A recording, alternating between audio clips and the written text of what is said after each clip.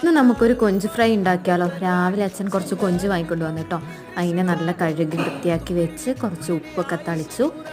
അതിന് ശേഷം നമുക്ക് മസാല എല്ലാം കൂടി ചേർത്ത് ഒന്ന് പുരട്ടി കുറച്ച് നേരം വെക്കാം കേട്ടോ.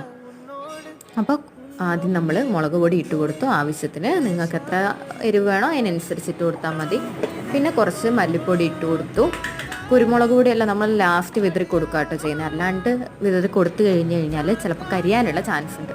അങ്ങനെ ഇതെല്ലാം കൂടി നന്നായിട്ട് ഇളക്കി കുറച്ച് നേരം റെസ്റ്റ് ചെയ്യാൻ വേണ്ടി വെച്ചു. എനിക്ക് കൊഞ്ച് കറി വെച്ച് തിന്നുന്നതിനേക്കാൾ ഇഷ്ടം വറുത്ത് തിന്നുന്നതാണ്. അതാകുമ്പോൾ സ്നാക്ക് പോലെ വെറുതെ കറുമുറും തിന്നുകൊണ്ട് നടക്കാമല്ലോ. എണ്ണയെല്ലാം കൂടുതൽ ഒഴിച്ച് വറുത്താൽ അച്ഛനൊന്നും കൂട്ടൊന്നുമില്ല. അവർക്ക് വേറെ മീൻ വാങ്ങിയിട്ടുണ്ടായിരുന്നു. അപ്പം എനിക്ക് മാത്രമുള്ളതാണ് ഇത് മൊത്തം. അതുകൊണ്ട് ഞാൻ ഓർത്തെല്ലാം കൂടി അങ്ങ് വറക്കാണ്. അങ്ങനെ ഇതെല്ലാം കുഴച്ച് നമ്മളതിനെ കുറച്ച് നേരം മാറ്റി വെച്ചു.